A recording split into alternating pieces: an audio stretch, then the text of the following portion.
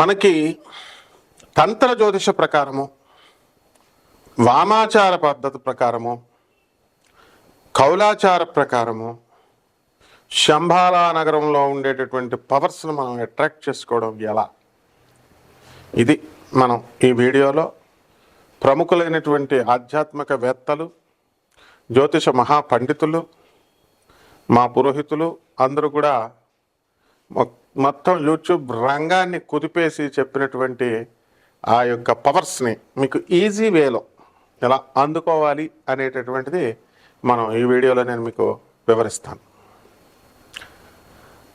సాధారణంగా మనం కృష్ణనామ స్మరణతో మనం పూజ చేస్తాం.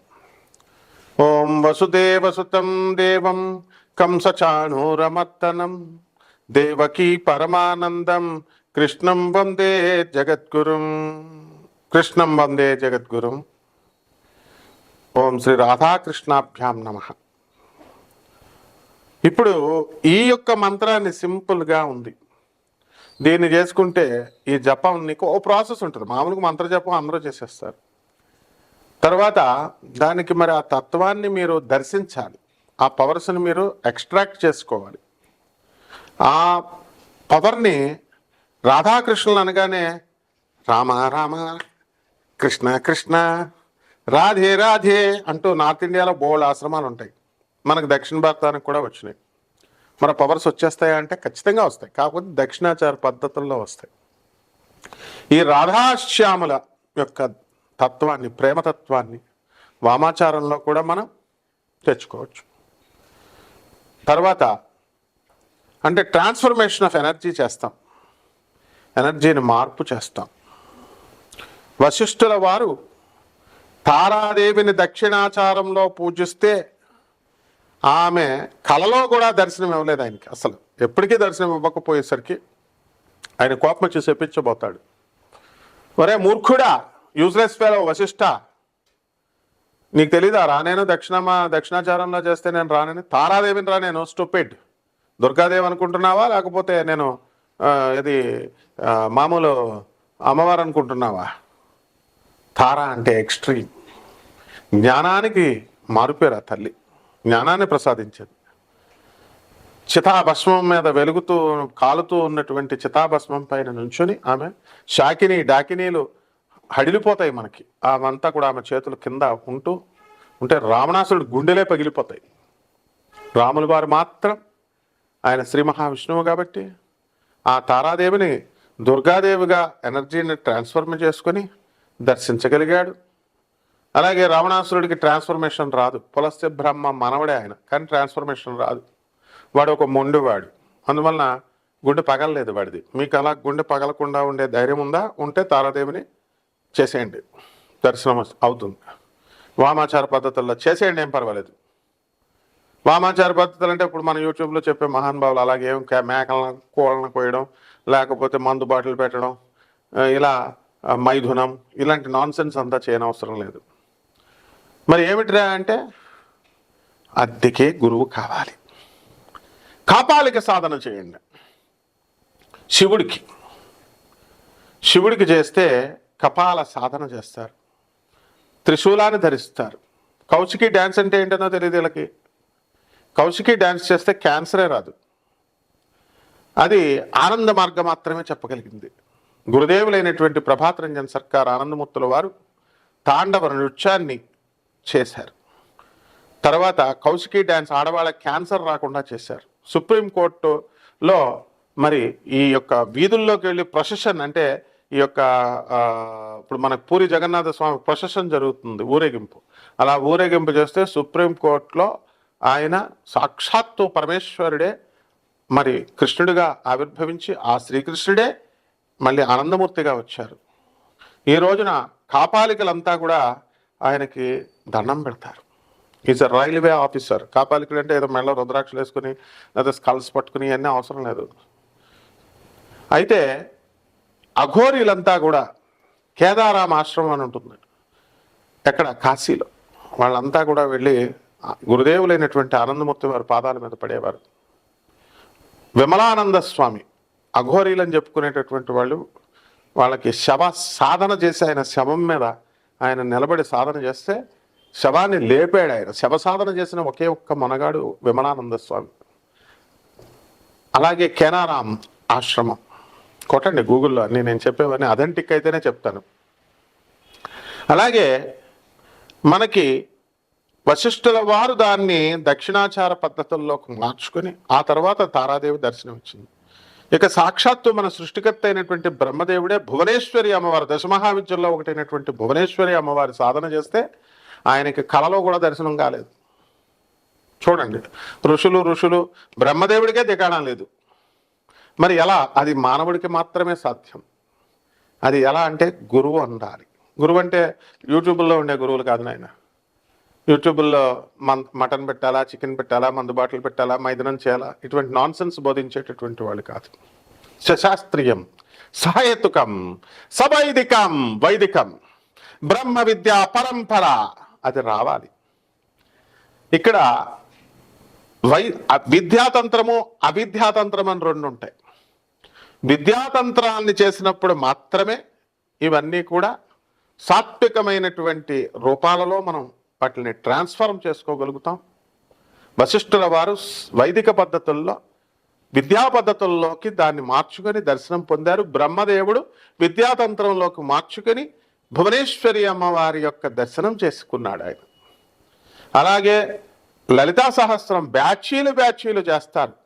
ఏదో చదివేస్తే వచ్చేస్తుందా లలితాదేవి? నాకు లలితాదేవి దర్శనం అయిపోయింది, నేను లలితాదేవి ఉపాసకుడిని, నాకు లలితాదేవి వరాలు ఇచ్చేసింది, నేను రోజు మాట్లాడతాను, లలితాదేవితో చాటింగ్ చేస్తాను, వాట్సాప్ అవనా మనిషి అనుకున్నారా ఏంటి? లేదా 2 చేతులు 2 కాళ్ళు నాకులాగా ఒక కళ్ళజోడు అవి పెట్టుకుంటుంది అనుకుంటున్నారా ఏంటి లలితాదేవి అంటే?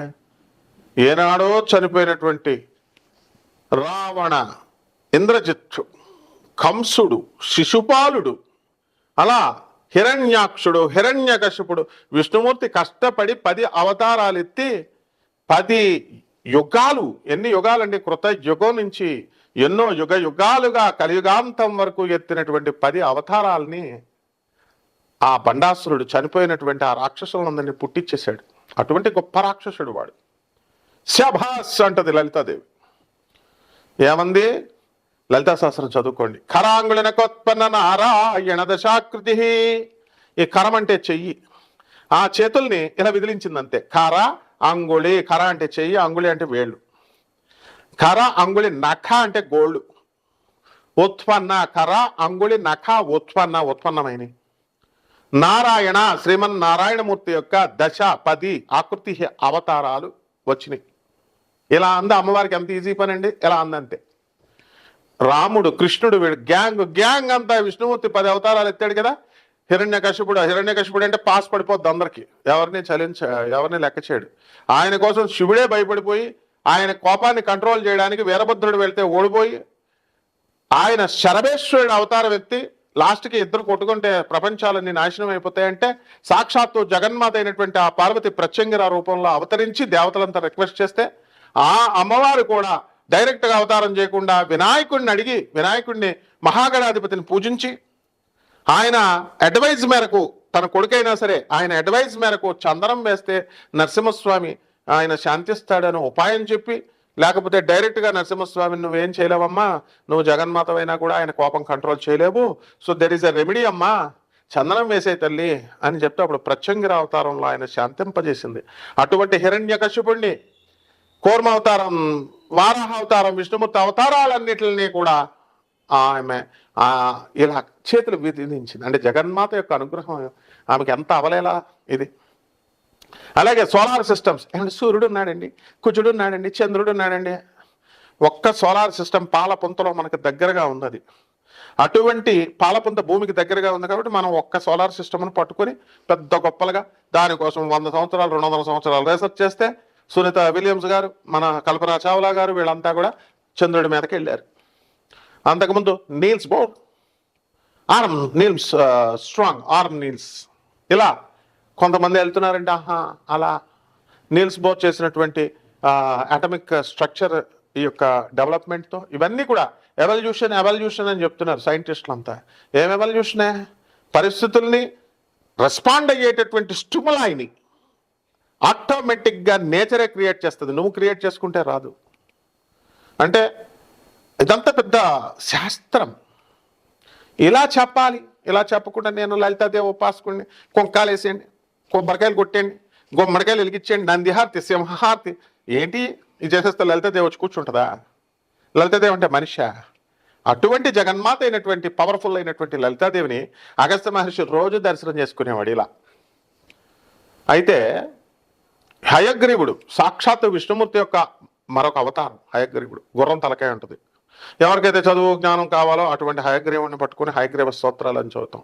ఆయన లలితాదేవి కోసం ఎంత తపస్సు చేసినా, ఎంత సాధన చేసినా ఆయనకి దర్శనం ఇవ్వట్ల. ఆయన శిష్యుడు అగస్త్య మహర్షి. ఒరే నాయన శిష్య, నీకేమో రోజు దర్శనం అయిపోతుంది, నాకు అసలు అమ్మవారు ఇవ్వట్లేదురా, శిష్య నాకు ఇప్పిస్తావా అని అడిగితే, అదే ఉందండి గురుగారు నేను ఇప్పిస్తానని. అమ్మ లలిత ఎలారా అంటే వచ్చేసింది లలితాదేవి. ఇదిగో గురుగారు చూడండి అంటే చూపించేశాడు. శబ్బాసరా నాయన, ఎక్కడన్నా గురువుగారు శిష్యుడిని ఉద్ధరిస్తాడు కానీ ఇది విచిత్రం రా బానపు, శిష్యుడు గురువును ఇది చేస్తున్నాడు, ఉద్ధరించాడు రా నాయన. కాబట్టి మరి నీ వల్ల నాకు దర్శనమైంది నాయన అని చెప్పి హయగ్రీవుడు అగస్త్య మహర్షిని మెచ్చుకుంటాడు. ఇలా ఉంటాయన్నమాట. అదే అగస్త్యుడు గాయత్రీదేవికి, అదే గాయత్రీదేవికి విశ్వామిత్రుడు, అదే అగస్త్యుడు తారాదేవికి, లలితాదేవికి ఇలా ఒకళ్ళొకళ్ళు కొన్ని సందర్భాల్లో శాపాలు పెట్టేసుకున్నారు. 10th క్లాస్ కూడా చదవకుండా వచ్చి డిబేట్ చేస్తానంటే తోలు తీసేస్తాను. మాకు తెల్లాకల మనోహర్ అన్న శిష్యుడు ఉన్నాడు, పాపాడేదో పిచ్చోడు కావుటైనా చూడండి, నాది తెల్లాకల మనోహర్ అని వీడియోస్ చూస్తూ వస్తాడు. శివుడు ఉన్నాడండి, రాముడు కృష్ణుడు లేడండి అంటాడు. వాళ్ళు రాజులేనండి, వాళ్ళు దేవుళ్ళు కాదంటే వాడు అమాయకుడు కాబట్టి వదిలేశాను. ఎవరైతే రాముడు కృష్ణుడు మనుషులు అన్న వాళ్ళని, రాముడు కృష్ణుడు మీకు చనిపోయారు అన్నటువంటి వాళ్ళని, రాముడు కృష్ణుడు శవం కుళ్ళిపోయింది అన్న వాళ్ళని నా గురువులైనా సరే ఎలా చనిపోయింది? శాస్త్రం చెప్తే సరిపోద్దా? శాస్త్రం అని పురాణాలు చెప్తే అవన్నీ నీకు తెలుసా? రాముడు నువ్వు చూసావా? రాముడు డైనింగ్ టేబుల్ నువ్వు కూర్చొని తిన్నావా? నువ్వు రాముడు కిచెన్లోకి వెళ్ళి చూసావా? ఇవన్నీ కూడా మరి నిలదీసి అడిగాం. కాబట్టి తంత్రశాస్త్రం అంటే ఏదో గురువుగారు చెప్పేసింది ఇలా వినేసి ఎస్ అండి పుస్తకాలు రాశారా, వాల్మీకి రాంగ్, లేకపోతే వ్యాసుడు రాంగ్, ఎవరు పడితే వాళ్ళు రాసేసుకున్నారనే పిడి వాదన పిడికిలెట్టి చంపేస్తాను, పిడికిలు గుద్దుతో చంపేస్తాను. ఒక ఆధర్మణ వేద పండిట్ని నేను, ఒక ఐఐటి మెడ్రాస్లో ఫిజిక్స్లో పిహెచ్డి చేసినటువంటి వ్యక్తిని, archaeological department, geological survey of India, national geographical research institute certify చేసి CBI and all the Bihar police, the West Bengal police, arms drop out 2000 year 1995, arms drop out 1995 కొట్టి చూడండి పురూలియా జిల్లా అని.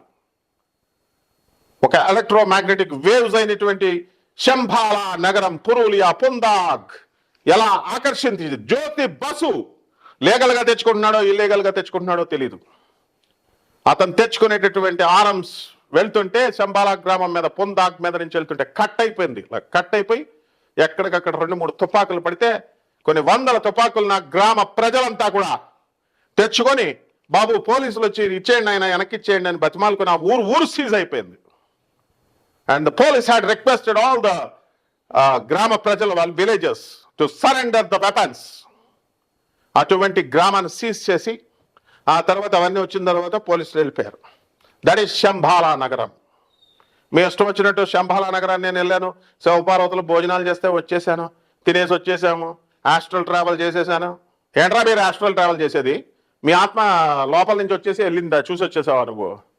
ఏం మాట్లాడుతున్నారు? దిమాక్ ఉందా అసలు? అంత గొప్పవాడు ఆత్మ రా, నేను పీకుతాను నీ ఆత్మని.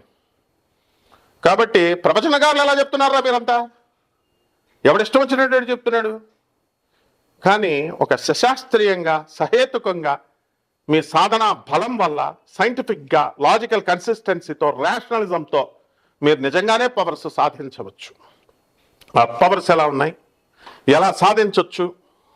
మరి ఈ చంద్రగ్రహణాలు సూర్యగ్రహణాలు అందుకే వస్తూ వచ్చినాయి. ఆ సాధన అనేటటువంటిది మనం చేసుకోవాలి. ఇవన్నీ నేను చెప్పినవన్నీ కూడా గూగుల్ చేసి చూసుకోండి. మీకు ఏమైనా అబ్జెక్షన్స్ ఉంటే, మీకు చూడాలి అని అనుకుంటే సిబిఐ సెల్ నెంబర్ 13 బంకిత్పుర జైల్. దాన్ని డీల్ చేసినటువంటి ఐజీ ఆర్జీ శ్రీవాత్సవ జగద్గురువైనటువంటి పరమేశ్వరి ఐడియాలజీని శ్రీకృష్ణుడు డీవియేషన్స్ లేకుండా కృష్ణుడు చెప్పాడు. అదే ఐడియాలజీని ప్రభాత్ రంజన్ సర్కార్ చెప్పారు. ఆయన ఆనందమూర్తి, ఆనంద్ మార్గ ఆశ్రమం ప్రభావంతారు. ఇవన్నీ కూడా వెళ్ళండి, బర్కత్పుర జైలుకి వెళ్ళండి. సెల్ నెంబర్ 13 రికార్డ్స్ ఉంటాయి. పుందాగ్ వెళ్ళండి, the first land escape on the earth, అదే శంభారా నగరం. వెళ్ళి ఎన్జిఆర్ఐని అడగండి. ఎన్జిఆర్ఐలో డైరెక్టర్ ద శ్రీవాత్సవ హబ్సీ కూడా, ఆయన పేరు శ్రీవాత్సవే, ఇతని పేరు కూడా ఆర్జీ శ్రీవాత్సవే. ఎవడైతే బాబాకి హాని చేశాడో, ఎవడైతే ప్రలోభాలకు లొంగి సిబిఐ ఆయన మీద ఫాల్స్ ఎలిగేషన్స్ పెట్టి అహంకారంతో వెళ్ళాడో, కుష్ఠవ్యాధి వచ్చేసింది అతనికి. కమాన్ వెళ్ళి చూసుకోండి. ఐజీపీ శ్రీవాత్సవ ఆర్జీ శ్రీవాత్సవ ఇంటికి వెళ్ళి చూసుకోండి. మళ్ళీ బాబా కాళ్ళ మీద పడితే పోన్లే అని లెప్రసీని తీశాడు. ఇది పవర్స్ అంటే.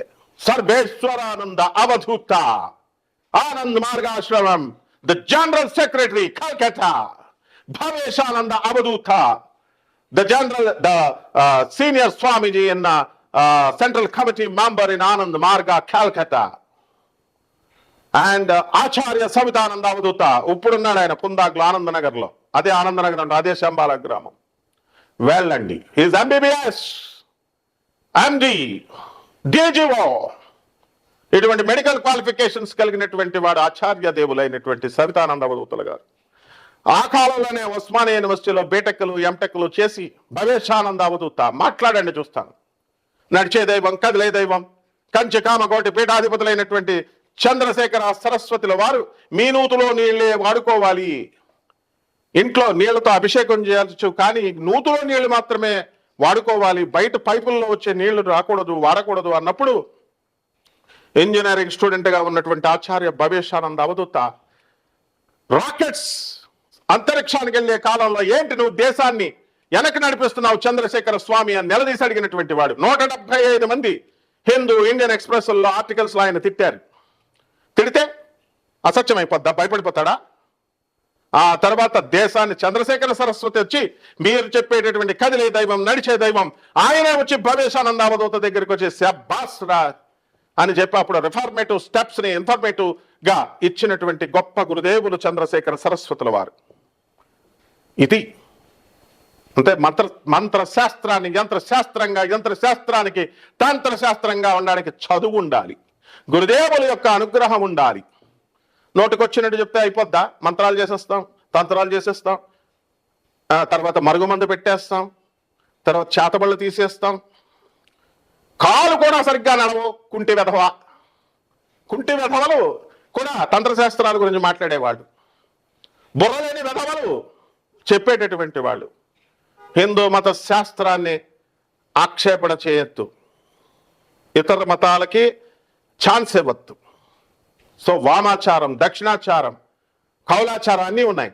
జగద్గురు ఆదిశంకరాచార్యులు మన క్షేమం కోసం అన్ని వద్దురా నాయన, దక్షిణాచారం చేసుకోండి అని చెప్పారు. మీ ఇష్టం, ఏ ఆచారాల్లో అయినా దేని పద్ధతుల్లో అయినా చేసుకోవచ్చు. చంద్రగ్రహణాలు, సూర్యగ్రహణాలు, వీటిల్లో మనం చక్కగా చేసుకోవచ్చు. ఆ రాశి ఫలితాలు ఇవన్నీ కూడా 12 రాశుల యొక్క ప్రభావం మీద వీళ్ళంతా కూడా చేసుకోవచ్చు. ఏ రకంగా చేసుకోవచ్చు అన్నది పర్సనల్గా నా నెంబర్ ఉంటుంది, యుఎస్ఏ నెంబర్, దానికి కాల్ చేయండి. And again the Indian number ఉంటుంది. And we're non commercial organisation. వ్యాపారం కోసం, డబ్బులు చిల్లర పెంకుల కోసం చేయాల్సినటువంటి అవసరం లేదు. నేను ఒక ప్రొఫెసర్ని. అండర్స్టాండ్? ఎవరైతే సీరియస్గా తెలుసుకోవాలనుకుంటున్నారో, మీ జీవితాలు నవ్వుల పాలైనటువంటి మీ జీవితాలని బాగు చేసుకోవాలనుకుంటున్నారో, సీరియస్గా ఉన్న వాళ్ళు రండి. వెకిలి వాళ్ళు చేస్తే తాట తీస్తా. Come on, contact me if you are interested. So next 12 రాశుల మీద ప్రభావం ఎలా ఉంటుందో, వాటిని ఎలా చేసుకోవాలి, ఎవరికి సూట్ అవుతుందో అది మనం ఒక్కొక్క రాశికి విడిగా చెప్దాం. మేషరాశి వారు. మేషరాశి వారు అంటే ఎవరండి? మీకు కుజుడు అధిపతి. మంత్రతంత్ర శాస్త్రాలు మీరు చేస్తే అలా మీ చేతికి వచ్చేస్తాయి. అందులో ఏలినట్స్ అని జరుగుతుంది. ఏలినట్స్ అంటే శని పట్టేసుకుంటాడు, మిమ్మల్ని పీకు తినేస్తాడు, మిమ్మల్ని జైల్లో పెట్టి ఇచ్చేస్తాడు, మిమ్మల్ని ఇంకా అసలు మటాష్ చేసేస్తాడు అని భయపెడుతున్నారు కదా. వీళ్ళు ఏలినాటి శని జరుగుతున్నప్పుడు ఈ మేషరాశి వారు మంత్రతంత్ర శాస్త్రాలు కనుక చేసుకున్నట్లయితే ఎక్కడికో వెళ్ళిపోతారు. అర్జునుడు వనవాసం చేసి పాండవులంతా కూడా వెళ్ళిపోయారు. కౌరవులు ఎంజాయ్ చేస్తున్నారు నలుగురు. దుష్ట చతుష్టయము కర్ణుడు, శకుని, దుర్యోధనుడు, దుశ్శాసనుడు, వీళ్ళంతా ఎంజాయ్ చేస్తున్నాడు. పాండవుల్ని ఎలాగ మనం ఇబ్బంది పెట్టాలి, వనవాసానికి పంపించాం మనం, వాళ్ళని ఇంకా లక్క ఇల్లు కాల్చేద్దాం, నెక్స్ట్ స్టెప్ ఏంటి, అంతకు ముందు స్టెప్ ఏంటి, దూర్వాసుడిని పంపుతాడు శిష్యులతో సహా, వేల మంది శిష్యులతో వస్తే, మేము మీకు భోజనం పెట్టాం కదా గురుగారు, వరం కోరుకోరా దుర్యోధన అంటే, నాకు ఎలాగో మీరు వరం ఇస్తారు, నా తమ్ముళ్ళకు కూడా కావాలా, నా చిన్నాన్న పిల్లలకి ఏదో ప్రేమ ఉన్నట్టు ఆ కపటి గాడు కలి అవతారం, ఆడు కలి రూపుడైనటువంటి కలిపురుషుడైనటువంటి దుర్యోధనుడు ఈ యొక్క మనకు దూర్వాస మహర్షిని ఆయన శిష్యుల్ని పాండవుల దగ్గర పెడతారు. పాండవులు అడుక్కుంటున్నారు, వాళ్ళకే తినలేదు, వీళ్ళందరికీ ఎక్కడ పెడతారని చెప్పేసి పంపిస్తే, రెచ్చగొట్టి పంపితే పాపం దూర్వాసుడు ఆయనకి ఏం తెలియదు, ఆయన వెళ్తాడు. వెళ్ళి వాళ్ళ శిష్యులతో స్నానం చేస్తుంటే ద్రౌపది దేవ పాపం భయపడుద్ది. ఉన్నాడుగా మన హీరో, ఓం నమో భగవతే వాసుదేవాయ, ఓం నమో భగవతే వాసుదేవాయ, ఓం నమో భగవతే వాసుదేవాయ, ఓం నమో భగవతే వాసుదేవాయ. ఆ కృష్ణుడు వాళ్ళకి ఒక అమ్మ నీకు అక్షయపాత్ర ఉంది కదా, దాని ఒంట్లో ఒక ఆకలేసేస్తుంది, నాకు ఒక అన్నం పెట్టంటే కడిగేశానన్నా అంటే, ఒక మెతుకుందేమో చూడంటే లేదన్నా అంటే, సరిగ్గా చూడమ్మా అంటే ఒక మెతుకుంటుంది, అది తినేసి ఈ సకల జీవరాశులు తృప్తిపడుగా కానీ కృష్ణ ఆ ఒక్క మెతుకు నోట్లు వేసుకుంటాడు. ఒక్క మెతుకు వేసుకునేసరికి మొత్తం సర్వజీవరాశులకి కడుపు నిండిపోయింది. ఎందుకంటే మనమంతా ఆయన పొట్టలో ఉన్నాం. కృష్ణుడు అంటే ఫ్లూట్ తట్టుకునే అమ్మాయిలతో తిరిగి ఏదో 10 మంది ఆవులు కాసే వాళ్ళతో తిరిగేవాడు అనుకుంటున్నారా? వీళ్ళేదో ఈ ప్రవచనకారులు చెప్తున్నటువంటి కృష్ణుడు అనుకుంటున్నారా? కుళ్ళిపోయింది శవం. ఆ వ్యాసుడికి బుద్ధి లేదు, రాసిన వ్యాసుడికి. వాడు ఒకటి రాస్తే వీళ్ళంతా ఒకటి చెప్తారనమాట. దాంట్లో తెలుసుకోవాలి, సరైనటువంటి గురువుని తెలుసుకొని. నమామి కృష్ణ సుందరం పుస్తకం చదవండి, తెలుస్తుంది. ప్రభాత్ రంజన్ సర్కార్ గురుదేవులైనటువంటి ఆనందమూర్తి రాసినటువంటిది, స్వామి వివేకానందుడు రాసింది. బ్రహ్మానంద మహారాజ్ రామకృష్ణ మఠంలో ఆయనే కృష్ణావతారం, స్వామి వివేకానందుడే శివుడు అవతారం, ప్రభాత్ రంజన్ సర్కారే సాక్షాత్తు శివుడిగా సాక్షాత్తు కృష్ణుడిగా అవతరించినటువంటి గొప్ప వ్యక్తి. లహరి మహాశయుడే బ్రహ్మదేవుడి అవతారం. ఏం తెలుసు మీకు అందరికీ? ఇటువంటి కృష్ణుడు తినగానే తృప్తి అయిపోగాక అనగానే దూర్వాసుడు ఆ ఋషులు, దూర్వాసుడు అంటే ఎవడండి? శివుడు అంశ. కడుపు నిండిపోయి దొల్లేస్తారు, బాబు మేము ఇంకా తినలేమని. అప్పుడు వరాలు ఇచ్చొస్తారు. అంటే ఆ పాండవులకి తపస్సులు చేసుకోండి ఆయన ఈ బ్యాడ్ టైంలో, ఏలినాటి సెన్ టైంలో అని వ్యాసులు వారు సాక్షాత్తు వాళ్ళ తాతయ్య కదా, పాండవుల తాతయ్య. ఏమైనా కథలు అనుకుంటున్నారా? కథలండి, వ్యాసుడు రాశాడండి అనుకున్న వాళ్ళు ఇక్కడే ఉండిపోతారు. మీరు ఎప్పటికీ అడుక్కుంటూనే ఉంటారనమాట. చెప్పే వెధవలు అడుక్కుంటూ ఉంటారు. మా తెల్లాకల మనోహర్ ఉన్నాడు, ఎప్పుడు నేను 2 లక్షలు సంపాదిస్తున్నాడు, నేను కోటీశ్వరుండి, డబ్బు ఉందని బలం ఉందండి, నాకు బలుపు ఉందండి, నాకు చాలా ఆస్తి ఉందండి అంటాడు. పిచ్చోడు. శివుడు వేరు, రాముడు వేరు, కృష్ణుడు వేరు అంటారు. పాపం 20 మంది వెళ్ళి తన్నేశారు అంత. కాబట్టి ఇలాంటివి చెప్పిన వాడిని కృష్ణుడు పంపాడు, చెతగ్గొట్టిచ్చేసాడు పట్టుకొని. అయినా సరే రారా తెల్లమోహన్ మనోహర్ అంటే వస్తాడు పాపం.